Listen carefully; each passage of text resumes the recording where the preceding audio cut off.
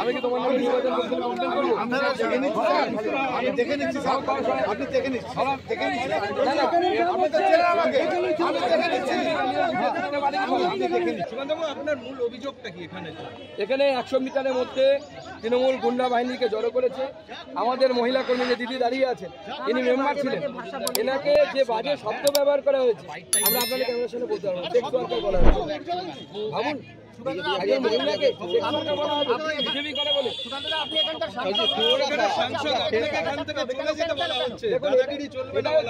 সাংসদ নাকি নিজের এলাকায় ঘুরতে পারবে না, এদের বক্তব্য।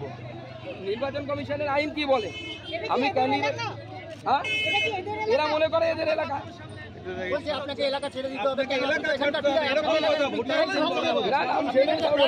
আমি প্রার্থী, আমি এখানে দাঁড়িয়ে থাকবো। পুলিশের কি ভূমিকা দেখলেন? পুলিশ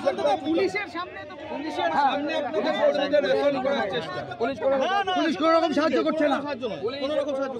আপনি কমিশনে গোটা ব্যাপারটা জানেন? একদম কমিশনের কমিশনের তরফ থেকে কিছু বলা হয়েছে এখনো বলছো? কমিশন সেন্ট্রাল ফোর্সের একটা টিম পাঠিয়েছে।